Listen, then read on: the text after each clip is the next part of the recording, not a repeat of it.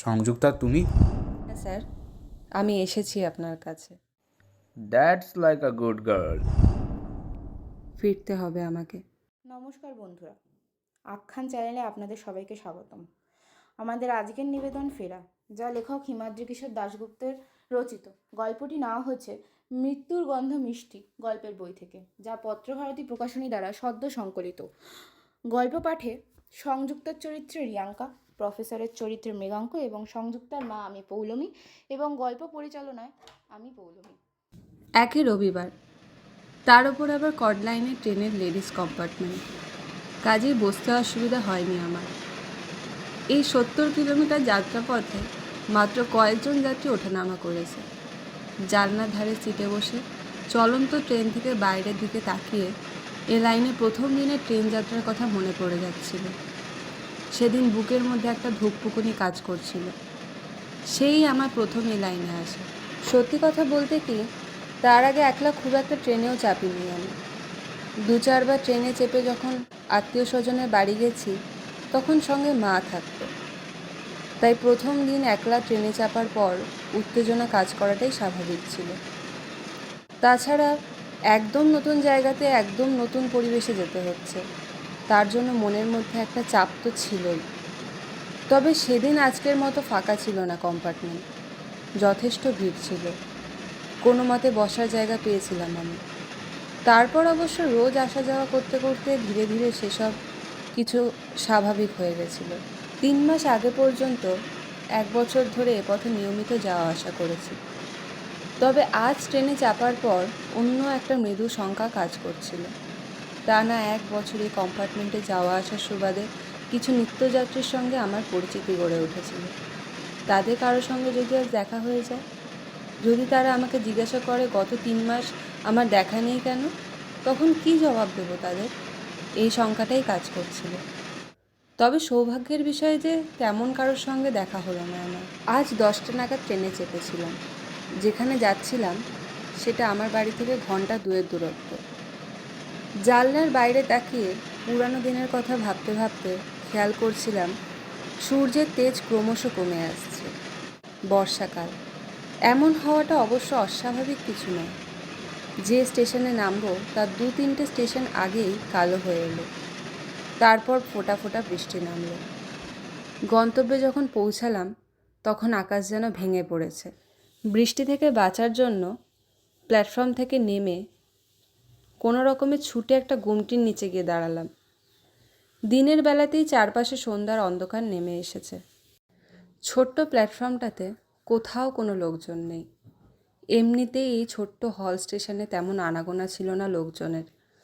তবে বছর 3 ধরে বেসরকারি মেডিকেল কলেজটা চালু হবার পর থেকে ছাত্রছাত্রী আর কিছু লোকজনের আনাগোনা শুরু হয়েছে। আমিও এখানে কোনোদিনও আসতাম না যদি জয়েন্ট এন্ট্রান্সের র্যাঙ্কটা ভালো করতে পারতাম। সরকারি মেডিকেল কলেজে চান্স পেলাম না, অগত্যা এখানে আসতে হলো। আমি অবশ্য মাকে বলেছিলাম যে আর একটা বছর পরীক্ষা দিই, দেখি যদি ভালো র্যাঙ্ক করে কাছাকাছি কোনো সরকারি হাসপাতালে চান্স পাই। মা শুনে বলেছিলেন, না না, বছর নষ্ট করবার কোনো দরকার নেই। তোর বাবা চাকরি করতে করতে মারা যাওয়ার পর যে ডেড বেনিফিট হিসেবে টাকাটা পেয়েছিলাম তা তো ব্যাংকেই রাখা আছে। আমার তো আর ছেলে মেয়ে অন্য কেউ নেই যে তার পেছনে টাকা খরচ করতে হবে। ওই টাকাটা দিয়ে ভর্তি হয়ে যা তুই। তাছাড়াও আমার হার্টের যা অবস্থা, তাতে কবে কি হয় আমার। প্রবল বর্ষণসিক্ত প্ল্যাটফর্মে গুমটির নিচে দাঁড়িয়ে মার কথা মনে পড়ে গেল আমার। কত আশা নিয়ে মা আমাকে এখানকার মেডিকেল কলেজে পাঠিয়েছিলেন, কিন্তু মার শেষ কথাগুলো যে এত দ্রুত ফলে যাবে আমি ভাবিনি। আমি কলেজে ভর্তি হওয়ার 3 মাসের মাথায় এমনই এক বৃষ্টির দিনে আমাকে কাঁদিয়ে একলা ফেলে রেখে মা চলে গেল। Massive heart attack. মার কথা মনে পড়তেই ঝোড়ো বাতাসের মতোই প্রথমে মনটা হু হু করে উঠল আমার। তার পরক্ষণেই আমার মনে হলো যা হয়েছে ভালোই হয়েছে। আজ যদি মা বেঁচে থাকতো তবে। বৃষ্টি থামার কোনো বিরাম নেই। অধৈর্য হয়ে উঠলাম আমি। আরও একটা কথা মনে হতে লাগলো আমার। যদিও প্রফেসর মজুমদার ছুটির দিনও বেশিরভাগ সময় কলেজে কাটান ম্যানেজমেন্টের অংশ বলে, কিন্তু তিনি যদি কোয়ার্টারে ফিরে যান তবে সমস্যা হতে পারে। হয়তো তার সঙ্গে একলা সাক্ষাতের সুযোগ হলো না। তখন তো এখানে আসাটাই মাটি হয়। তার সঙ্গে দেখা করার জন্যই তো আমার এখানে আসা। এ ব্যাপারটা কিছুক্ষণ আমার মাথার মধ্যে ঘুরপাক খাবার পরই আমি সিদ্ধান্ত নিলাম কলেজের দিকে রওনা হব। বৃষ্টিতে ভিজলে কী বা হবে আমার। প্ল্যাটফর্ম থেকে নেমে আমি ছাতা মাথায় রেল লাইন বরাবর হাঁটতে লাগলাম। এটাই কলেজে পৌঁছাবার শর্টকাট রাস্তা। শহরের বাইরে রেল লাইনের পাশে গড়ে উঠেছে এই প্রাইভেট মেডিকেল কলেজ। বিশাল কম্পাউন্ড নিয়ে দাঁড়িয়ে আছে কলেজটা। দুপাশে ধানি জমি। শহরের তুলনায় এখানকার জমির দাম সস্তা ও অনেক জমি পাওয়া যাবে বলে ব্যবসায়িক বুদ্ধি খাটিয়ে এখানেই নির্মাণ করা হয়েছে কলেজটা। পাশে একটা হস্টেল নির্মাণের কাজও শুরু হয়েছে, যদিও সেটা এখনও অসম্পূর্ণ। রেল লাইন ধরে এসে আমি পৌঁছে গেলাম কলেজের পিছনের গেটে। কলেজের মেন গেটে এসে থেমেছে বাস রাস্তা। যারা শহর থেকে বাসে করে আসে তারা মেন গেট দিয়ে কলেজে ঢোকে, আর আমরা যারা ট্রেনে আসি তারা লাইন ধরে হেঁটে এসে পিছনের গেট দিয়ে কলেজে ঢুকি। সামনের গেট দিয়ে ঢুকলে বেশ কিছুটা ঘুরে আসতে হয়। ক্যাম্পাসে প্রবেশ করলাম আমি। বৃষ্টি যেন আরও বাড়ছে। ছাতা থাকলেও বৃষ্টির ছাট শরীর ভিজিয়ে দিচ্ছে। ক্যাম্পাসের ভিতর কেউ কোথাও নেই। এখানে কোনো ছাত্রাবাস না থাকায় ছাত্রছাত্রীরা হয় নিজেদের বাড়ি থেকে কলেজে যাওয়া আসা করে, অথবা শহরের দিকে ঘর ভাড়া নিয়ে থাকে। অধিকাংশ প্রফেসর ডাক্তাররাও তাই করেন। শুধু ডাক্তার মজুমদারের মতো কয়েকজন কলেজেরই অন্য একটা অংশে কোয়ার্টার নিয়ে থাকেন। সিকিউরিটির লোকজনের কাউকে দেখতে পেলাম না। হয়তো তারা এই বৃষ্টিতে পানীয়তে অথবা তাসের আড্ডায় মগ্ন। অ্যাডমিনিস্ট্রেটিভ বিল্ডিং, ক্লাসরুম সবই একই ছাদের তলা। পিছনের লনটা অতিক্রম করে আমি বিল্ডিংয়ে প্রবেশ করলাম। ছাতাটা বন্ধ করে এগোলাম আমি। লম্বা অলিন্দ এঁকে বেঁকে চলে গেছে সামনের দিকে। দুপাশে তালাবন্ধ সার ক্লাসরুম, অফিস ঘর, কমন রুম ইত্যাদি। আজ সব তালা বন্ধ।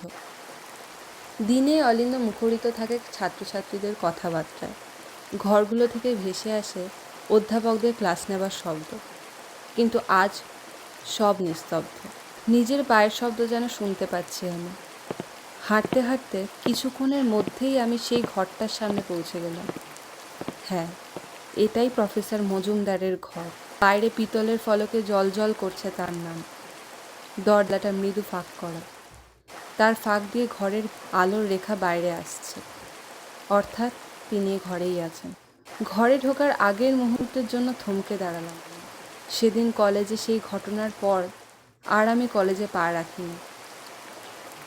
মনে মনে একবার ভাবার চেষ্টা করলাম আমাকে দেখে কি প্রতিক্রিয়া হতে পারে তার। পরক্ষণেই মনে হলো, আমি ঘাবড়াচ্ছি কেন? আমি তো অপরাধ করিনি, তিনি করেছেন। ভয় পাবার হলে তারই পাবার কথা। তাই দরজা ঠেলে আমি ঘরের ভিতর প্রবেশ করলাম। বিরাট কাঁচ ঢাকা টেবিলের অপর প্রান্তে বসে সামনে রাখা কী সব কাগজপত্র দেখছিলেন প্রফেসর মজুমদার। তার বয়স বছর 55 হবে। চোখে সোনার বাইফোকাল, গৌরবর্ণ সৌমকান্তি চেহারা। কিন্তু ওই চেহারার আড়ালেই যে না, ওসব কথা এখন থাক। মগ্ন হয়ে কাগজে চোখ বোলাচ্ছেন তিনি। আমি মৃদু স্বরে তার উদ্দেশ্যে ডাক দিলাম, স্যার। মুখ তুলে তিনি তাকালেন আমার দিকে। সঙ্গে সঙ্গে তার মুখ যেন ভূত দেখার মতো ফ্যাকাশে হয়ে গেল। চেয়ার ছেড়ে উঠে দাঁড়িয়ে তিনি প্রবল বিস্মিতভাবে বলে উঠলেন, সংযুক্তা তুমি? আমি বললাম, হ্যাঁ স্যার, আমি এসেছি আপনার কাছে। বেশ কয়েক মুহূর্ত তিনি আমার দিকে তাকিয়ে রইলেন। তারপর সম্ভবত তিনি নিজের উত্তেজনাকে সামলে নিলেন। শুনেছি সার্জারি ডিগ্রির সঙ্গে ম্যানেজমেন্টেরও ডিগ্রি আছে তার। প্রতিকূল পরিস্থিতি কীভাবে ম্যানেজ করতে হয় তা তিনি জানেন। আমি কলেজে ভর্তি হওয়ার কিছুদিনের মধ্যে ঠিকমতো ক্লাস না হওয়াকে কেন্দ্র করে একটা বিক্ষোভ হয়েছিল। সেটা তিনি সুচারুভাবেই ম্যানেজ করেছিলেন। আর একটা 20 বছরের মেয়েকে ম্যানেজ করতে পারবেন না তিনি? বিশেষত যখন তার অগাধ অর্থ, খ্যাতি, প্রতিপত্তি। প্রফেসরের মুখটা অনেকটা যেন স্বাভাবিক হয়ে গেল। তিনি আমার উদ্দেশ্যে বললেন, বসো। আরও কিছুক্ষণ চুপ থেকে সম্ভবত আমার অভিব্যক্তি বোঝার চেষ্টা করলেন তিনি। আমার চোখে যখন তার প্রতি কোনো ঘৃণা বা বিদ্বেষ ধরা দিল না, তখন তিনি বললেন, আমার আগে কিছু বলার আছে তোমাকে। আমার কথা শোনার পর তোমার যা বলার তা বলো। আমি শান্তভাবে জবাব দিলাম, আচ্ছা স্যার।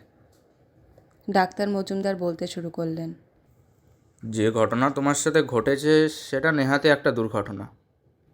এমন ছোটোখাটো দুর্ঘটনা প্রত্যেকের জীবনেই কম বেশি ঘটে। তবে যেহেতু দুর্ঘটনার কারণ আমি, সেহেতু ব্যাপারটা নিয়ে কম্পেনসেট করতে আমি রাজি। এই বলে আমার প্রতিক্রিয়া বোঝার জন্য আরও একবার হাসলেন তিনি। আমি চুপ করে রইলাম। তিনি এরপর বললেন, হ্যাঁ, যে কথা আমি বলছিলাম, আমি তোমার ক্ষতিপূরণের ব্যবস্থা করব। তুমি নিশ্চয়ই জানো যে আমি এই প্রাইভেট মেডিকেল কলেজের ম্যানেজমেন্টের সঙ্গে যুক্ত, অংশীদারও বলা যেতে পারে। আমার টাকা লগ্নি করা আছে এই কলেজে। তুমি যদি এ কলেজে পড়তে চাও তবে কোনো সেমিস্টারের জন্য আগামী 3 বছর তোমাকে পয়সা দিতে হবে না। তুমি যদি এই কলেজে পড়তে চাও তবে কোনো সেমিস্টারের জন্য আগামী 3 বছর তোমাকে পয়সা দিতে হবে না। বইপত্র ইত্যাদির জন্য সব খরচও আমার। পড়ার ব্যাপারেও তোমাকে স্পেশাল গাইডেন্সের ব্যবস্থা করব আমি। তাছাড়া পরীক্ষায় কোশ্চেন সেট, খাতা দেখার ব্যাপার তো আমার হাতে থাকে। আমি কি বলছি তা নিশ্চয়ই বুঝতে পারছো। এ কলেজ থেকে হায়েস্ট মার্কস নিয়ে ডাক্তারি পাশ করবে তুমি, আর তারপরেই তোমার সামনে ঝলমলে দিন। আসল জীবন তো তোমার শুরুই হয়নি এখনো। যা ঘটেছে ভুলে যাও। ভাবো ওদিনের ব্যাপারটা নিছকই একটা নাইট শেয়ার। আমি চুপ করে রইলাম তার কথা শুনে। ডাক্তার মজুমদার এরপর আমাকে আরও আশ্বস্ত করার জন্য বললেন, এসব ব্যাপার তো নিয়মিতই অনেক সময় হয়। আরে ওই যে তোমার ব্যাচমেট দেবঞ্জনা বলে মেয়েটা, সে তো আমাকে সরাসরি প্রস্তাব দিয়েছিল কোনো রিসর্টে তাকে নিয়ে বেড়াতে দেওয়ার জন্য। অনেক সময় জীবনে ছোটোখাটো কোনো দুর্ঘটনা ভবিষ্যতে ভালো ফল দেয়। ব্যাপারটা তোমার ক্ষেত্রেও তাই হবে। প্রফেসর মজুমদারের কথা শুনে এবারও কিছু বললাম না আমি। মাথা নিচু করে রইলাম। হয়তো তাই দেখে তিনি ভাবলেন আমি তার এ প্রস্তাবে রাজি নই। সেজন্য তিনি অন্য প্রস্তাব দিলেন। তিনি বললেন, আর যদি তুমি ওখানে পড়তে রাজি না থাকো তবে অন্য কিছু দাবি করো। আমি তোমাকে এক্ষুনি 10 লাখ টাকার একটা চেক লিখে দিচ্ছি। ওই সামান্য ঘটনার জন্য এটা অনেক বড় ক্ষতিপূরণ। তার তার দ্বিতীয় প্রস্তাব শুনে আমি চুপ করে রইলাম। সম্ভবত এবারও আমাকে চুপ করে থাকতে দেখে মৃদু আশঙ্কার জন্ম হলো তার মনে। ডাক্তার মজুমদার এরপর বললেন, দেখো, তুমি পুলিশে যেতে পারো ঠিকই, কিন্তু তাতে তোমার ক্ষতি ছাড়া লাভ হবে না। হয়তো আমাকে পুলিশে কিছুদিন টানা হেঁচড়া করবে, মিডিয়া কদিন বদনাম করবে, কিন্তু শেষ পর্যন্ত প্রমাণ হবে না কিছুই। টাকা আর ক্ষমতা শেষ কথা বলে, আর তা আমার কাছে আছে। মধ্যে থেকে তোমার জীবনটাই বিষময় হয়ে উঠবে। শুরুর আগেই শেষ হয়ে যাবে তোমার সামাজিক জীবন। এ সোসাইটিতে ধর্ষিত মেয়েদের জন্য সোশ্যাল মিডিয়াতে প্রতিবাদের ঝড় ওঠে। মোমবাতি মিছিল হয় ঠিকই, কিন্তু বিয়ে দেওয়ার সময় বা প্রেম করার সময় সবাই ভার্জিন নারী খোঁজে। প্রতিবাদের ঝড় স্তিমিত হলে একলা হয়ে যায় সেই মেয়ে। কেউ যখন তার কোনো খবর রাখে না, যারা তার জন্য একদিন প্রতিবাদ করছিল তারা তখন মেতে ওঠে অন্য কোনো প্রতিবাদ খেলায়। এ পর্যন্ত শোনার পর আমি আর চুপ করে না থাকতে পেরে বললাম, না না স্যার, আমি পুলিশের কাছে যাব না। জানি ওসব করে কোনো লাভ নেই। আপনি যা বলেছেন তাই সত্যি। আমার কথা শুনে থেমে গেলেন ডাক্তার মজুমদার। তারপর প্রশ্ন করলেন, তবে কি চাও তুমি বলো? আমি বলে উঠলাম, আমি আবার ক্লাসে ফিরতে চাই স্যার। কথাটা শুনে তিনি বললেন, তুমি সত্যি বলছো? আমি বললাম, হ্যাঁ স্যার, সত্যি। যা হবার তা হয়েছে। আমি আবার ক্লাসে ফিরতে চাই। প্রফেসর কয়েক মুহূর্ত চেয়ে রইলেন আমার দিকে। ধীরে ধীরে আবছা হাসি ফুটে উঠল তার মুখে। তিনি বুঝতে পারলেন শেষ পর্যন্ত স্নায়ুযুদ্ধে জিতে গেছেন তিনি। 3 মাস ধরে চলা শঙ্কার অবসান ঘটল তার মুখে। তিনি যাই বলুন, তার কৃতকর্মের জন্য গত 3 মাস নিশ্চয় নিশ্চিন্ত ছিলেন না তিনি। প্রফেসর আমার জবাব শুনে বললেন, that's like a good girl. এবার তাহলে অন্য কথায় আসি। ইতিমধ্যে একটা সেমিস্টার হয়ে গেছে। মেডিকেল গ্রাউন্ডে সেই সেমিস্টারে বসার ব্যবস্থা করে দিচ্ছি আমি, চিন্তা নেই। ভালো করেই পাশ করবে তুমি, আমার কথার দাম আছে। আর কাল থেকেই ক্লাস শুরু করো তুমি। কাল আমার ক্লাস আছে, আশা করি ও ঘরে ঢুকতে কাল তোমার অসুবিধা হবে না। যা ঘটার তা ঘটে গেছে। শেষ কথাটা কেন তিনি বললেন তা বুঝতে অসুবিধা হলো না আমার, কারণ ও ঘরেই তো ঘটেছিল ঘটনাটা। আমি এবার ঠোঁটের কোণে হাসি ফুটিয়ে বললাম, না না স্যার, ও ঘরে ঢুকতে আমার কোনো অস্বস্তি হবে না, তবে আমার একটা অনুরোধ আছে। কী অনুরোধ? জানতে চাইলেন তিনি। আমি বললাম, কাল নয়, আমি আজ থেকেই ওখানে ক্লাস শুরু করতে চাই। ও ঘর থেকে বেরিয়েই তো কলেজ ছেড়েছিলাম আমি।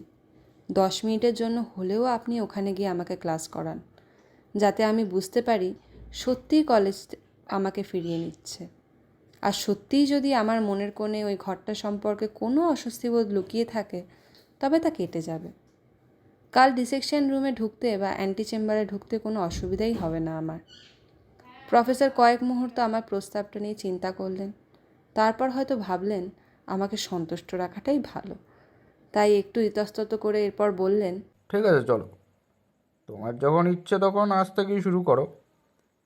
কাল একটা বডি এসেছে, রেলের নকডাউন কেস। মাস তিনেক বেওয়ারিশ লাশটা ওদের কাছেই পড়েছিল। সরকারি অনুমতি নিয়ে কালই ডিসেকশনের জন্য বডিটা এখানে কথাটা বলে তিনি দেওয়ালের গা থেকে একটা চাবির গোছা খুলে নিয়ে আমাকে নিয়ে তার ঘরের বাইরে বেরিয়ে এলেন। বাইরে বৃষ্টির সঙ্গে ঝড়ও মনে হয় পাল্লা দিয়ে ফেলেছে, শব্দ শোনা যাচ্ছে। আমরা এগোলাম রিসেপশন রুমের দিকে। লাশ কাটা ঘরের সামনে এসে দাঁড়ালাম আমরা। ঘরটার সামনে এসে দাঁড়াতেই আমার বুকটা কেমন যেন করে উঠল, ঠিক প্রথম দিনের মতোই। প্রথম 2-3 দিন কি অস্বস্তি না হয়েছিল এ ঘরে ঢোকার পর। বাড়ি ফিরে ভালো করে খেতে পারিনি, রাতে মাকে জড়িয়ে ধরে শুতে হয়েছিল। তারপর অবশ্য ধীরে ধীরে ঠিক হয়ে গেছিল সব কিছু।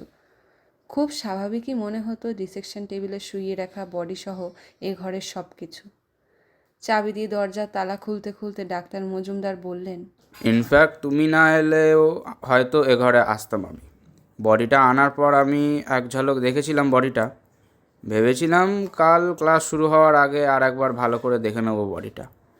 তাই হরিডোমকে বলেছিলাম বডিটা ফ্রিজার থেকে বাইরে বার করে ডি সেকশন টেবিলে রাখতে। বেলা 10টা নাগাদ সে কাজটা সেরে গেছে। দরজা খুললেন প্রফেসর মজুমদার। সঙ্গে সঙ্গে একটা ঠান্ডা বাতাস গায়ে এসে লাগলো। এসি চলছে ঘরে, আর তার সঙ্গে সঙ্গে ফরমালিন দেওয়া মরদেহের পরিচিত গন্ধ এসে লাগলো আমার নাকে। বেশ কয়েক মাস পর এলাম বলেই হয়তো গন্ধটা নাকে লাগলো, নইলে 2-4 দিন এখানে থাকার পর আর গন্ধটা নাকে লাগে না। দরজা খুলে দেওয়াল হাতড়ে সুইচ টিপলেন প্রফেসর। মাথার ওপর থেকে ঝুলন্ত বাতিটা জ্বলে উঠল ঘরের ঠিক মাঝখানে রাখা ডিসেকশন টেবিলকে ঘিরে একটা বৃত্ত রচনা করে। আমি দেখতে পেলাম টেবিলের ঠিক মাঝখানে রাখা ডিসেকশন টেবিলকে ঘিরে একটা লাশ শোয়ানো আছে। প্রাইভেট মেডিকেল কলেজের ডিসেকশন রুম সরকারি হাসপাতালের ডিসেকশন রুমের মতো বড় হয় না। মাঝারি আকৃতির এই ঘরটাতে ওই একটাই টেবিল। দেওয়ালের একপাশে রাখা আছে লাশ রাখার জন্য একটা ফ্রিজার আর একটা আলমারি, যাতে ডিসেকশনের জন্য প্রয়োজনীয় জিনিসপত্র ইত্যাদি থাকে। আর এ ঘর সংলগ্ন একটা ঘর আছে, সেটা প্রফেসরের অ্যান্টি চেম্বার।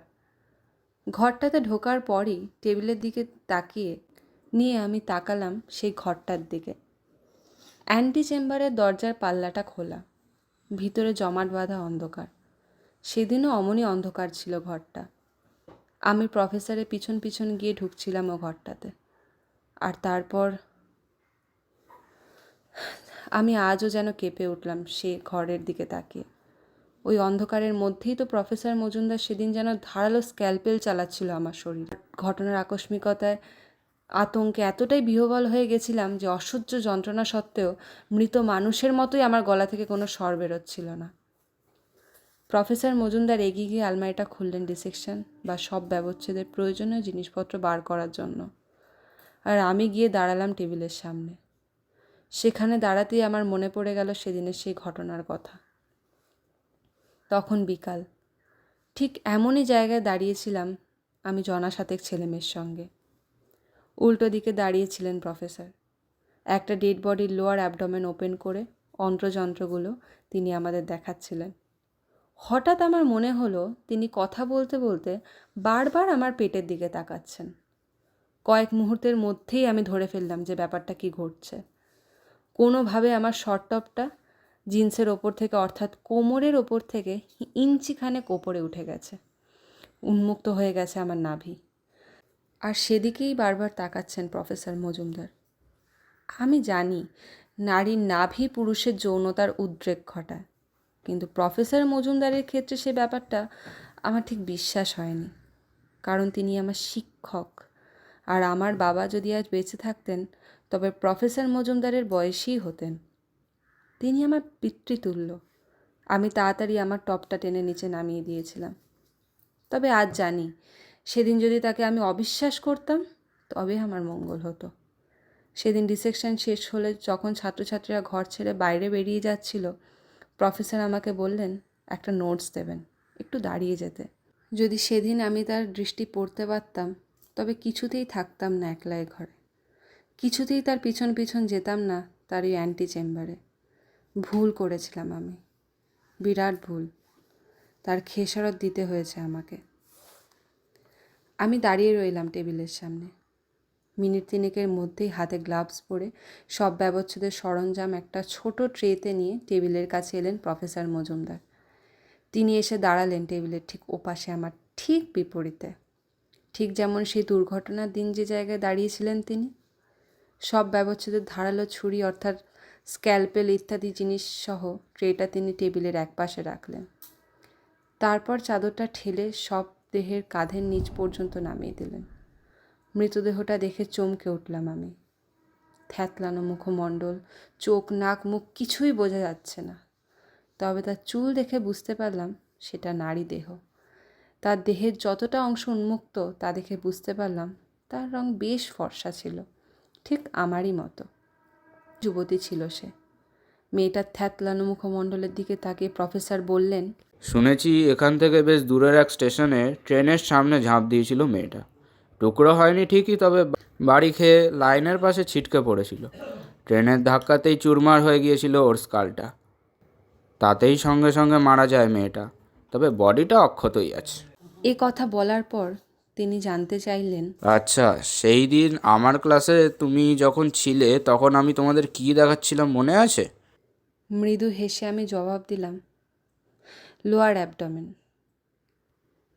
তিনি বললেন, হ্যাঁ, এবার মনে পড়েছে, তবে সেটাই দেখা যাক।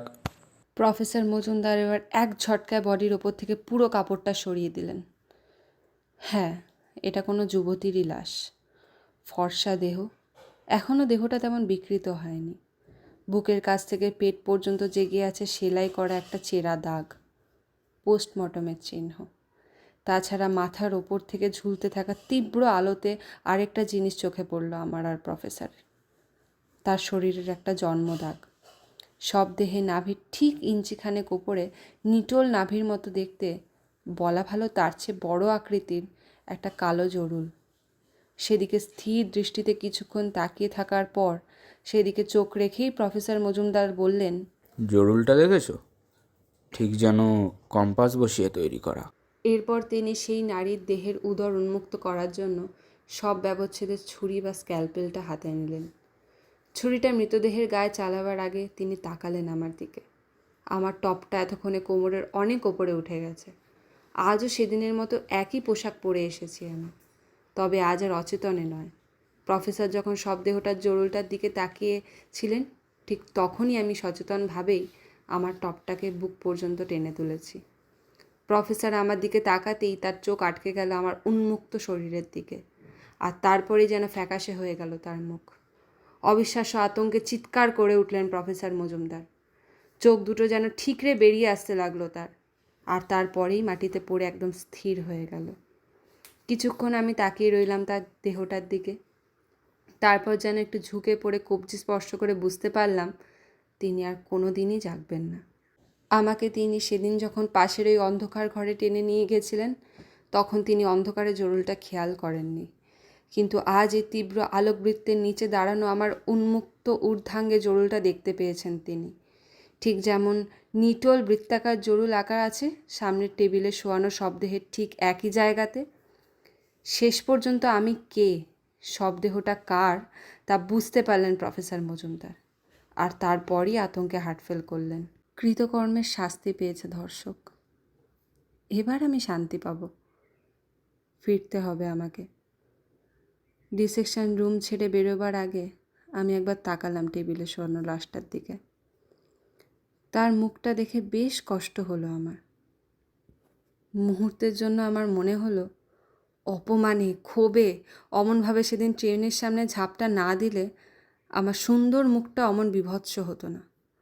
তবে টেবিলে পড়ে থাকা আমার ক্ষতবিক্ষত দোমড়ানো মুখটা আজও মাটিতে পড়ে থাকা প্রফেসর মজুমদারের মুখের চেয়ে অনেক বেশি সুন্দর। সে ঘর ছেড়ে বাইরে বেরিয়ে এলাম আমি। এবার ফিরতে হবে আমায়। তা বন্ধুরা, কেমন লাগলো আমাদের প্রথম গল্প ফেরা? ভালো লাগলে অবশ্যই একটি লাইক করবেন এবং সাবস্ক্রাইব করে বেল আইকনটি টিপতে ভুলবেন না। গল্প পাঠে কোনো ভুল ত্রুটি হয়ে থাকলে তার জন্য আমরা ক্ষমা প্রার্থী। আপনার মতামত অবশ্যই জানাবেন কমেন্ট সেকশানে। এরপর আবার এরকম একটি গল্প নিয়ে উপস্থিত হব আমরা। আপাতত এই পর্যন্তই। বিদায় বন্ধুরা।